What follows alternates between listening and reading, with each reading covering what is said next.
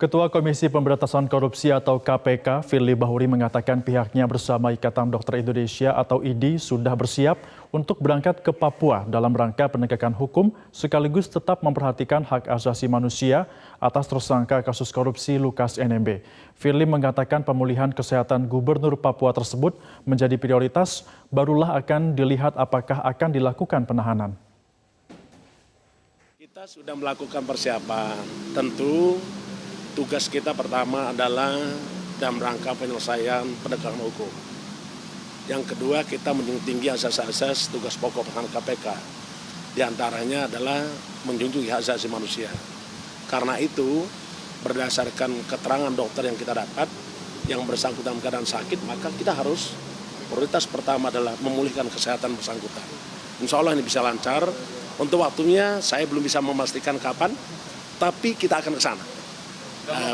Tim penyidik maupun tim Ikatan Dokter kita sudah bahas semua. Bahkan kami terima kasih kepada rakyat Papua yang menyatakan selamat datang kepada KPK dan dokter yang tentu bekerja dalam rangka penegakan hukum sekaligus juga memberikan hak asasi manusia, terutama pemulihan kesehatan kepada saudara LE. Banjir kembali menerjang Kecamatan Manis Mata, Kabupaten Ketapang, Kalimantan Barat. Selain merendam ratusan rumah warga, akses jalan juga terputus dan melumpuhkan aktivitas belajar mengajar siswa di sekolah. Seperti inilah kondisi banjir yang sudah sejak 1 bulan terakhir terjadi menerjang wilayah Kecamatan Manis Mata, Kabupaten Ketapang, Kalimantan Barat. Seperti yang terlihat di Dusun Sukaramai, Desa Sukaramai, Kecamatan Manis Mata, di mana banjir dengan ketinggian 1 hingga 2 meter terus merendam ratusan rumah warga. Tidak hanya itu, banjir yang diperparah lantaran meluapnya Sungai Jelai mengakibatkan akses jalan darat terputus dan melumpuhkan aktivitas belajar mengajar siswa di sekolah. Sejumlah petugas BPBD TNI Polri terus melakukan patroli dan evakuasi terhadap warga yang terdampak banjir.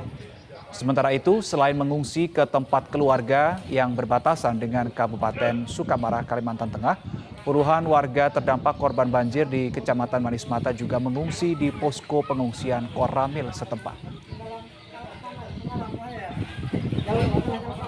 Hujan deras yang mengguyur di sejumlah wilayah di Provinsi Lampung membuat Sungai Wai yang berada di Kabupaten Tanggamus, Lampung kembali meluap dan menyebabkan banjir.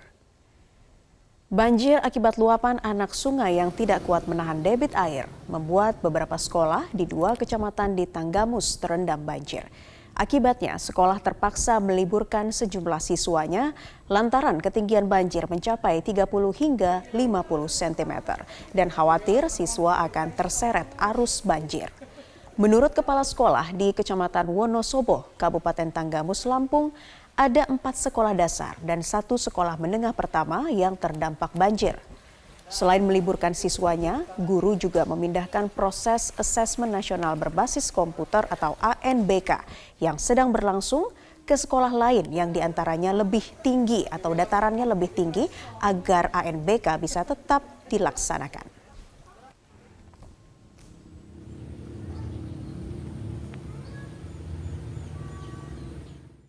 Pasca ambruknya ruang kelas Sekolah Dasar Negeri Gugut 2 Jember, Jawa Timur, petugas gabungan BPBD, TNI Polri, dan relawan Desa Tangguh Bencana mempercepat proses pembersihan dan evakuasi sisa material bangunan serta barang sekolah yang masih dapat diselamatkan.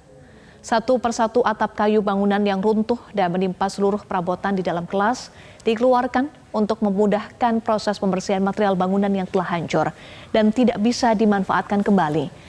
Ambruknya atap ruang kelas 6 SD Negeri Gugut 2 ini terjadi akibat diterpa hujan deras yang mengguyur terus-menerus dalam beberapa hari terakhir. Kayu penyangga atap bangunan yang telah rapuh tidak mampu menahan air hujan hingga akhirnya ambruk. Untuk mengantisipasi hal-hal yang tidak diinginkan, pihak sekolah terpaksa memulangkan seluruh siswa lebih awal. Apalagi 2 ruang kelas yang berdekatan dengan ruang kelas yang ambruk, kondisinya sangat berbahaya apabila digunakan untuk proses belajar mengajar.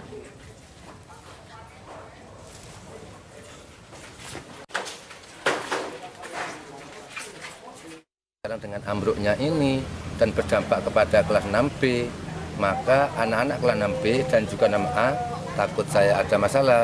Kelas 6A sudah tak lokasikan taruh di perpustakaan. Jangan kelas 6B tak taruh di belakang di UKS.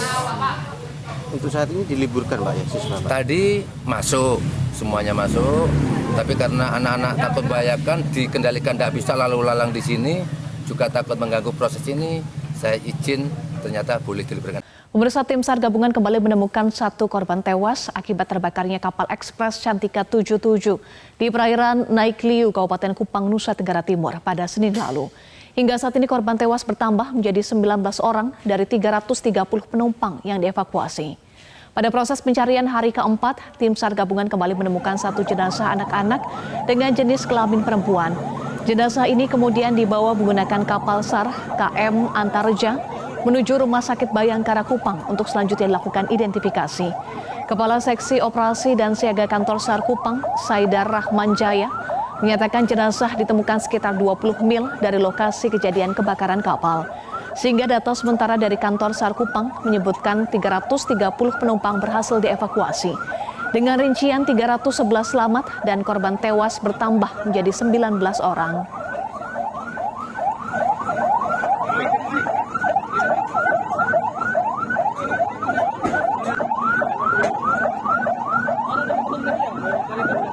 Ini ditemukan 20 mil dari LKK, dari tempat kejadian kebakaran kapal, kira-kira 20 mil, yaitu antara Tanjung Barate dan Tanjung Lurus. Oke, seperti itu. Korbannya 1 orang, yaitu anak-anak. Ya. Sementara itu pemirsa, tebing longsor ratusan meter membuat jalan nasional di Majene, Sulawesi Barat lumpuh total. Kondisi ini mengakibatkan sejumlah penumpang terjebak longsor sejak Kamis malam dan meminta kepada pemerintah agar proses pembersihan dipercepat. Seperti inilah upaya pembersihan material longsor di Sangyang, Desa Onang, Kecamatan Sendana, Kabupaten Majene, Sulawesi Barat. 2 alat berat dikerahkan, namun upaya pembersihan lamban lantaran material longsor mencapai 100 meter lebih dengan ketebalan 15 meter. Kondisi ini mengakibatkan penumpukan kendaraan di jalur lintas barat atau Jalinbar, Sulawesi yang merupakan jalan nasional. Kendaraan dari arah Makassar menuju Mamuju maupun sebaliknya tidak bisa dilanjutkan perjalanan. Seorang penumpang dari Makassar menuju Mamuju, Najab, mengatakan dirinya terjebak longsor sejak Kamis malam. Dirinya bersama penumpang lainnya masih berada di sekitaran Desa Onang untuk menunggu upaya pembersihan longsor. Najab berharap pemerintah setempat menambah alat berat untuk mempercepat proses pembersihan longsor agar lalu lintas bisa kembali normal. Polres Majene menghimbau warga yang hendak melintas di wilayah ini untuk menunda perjalanan.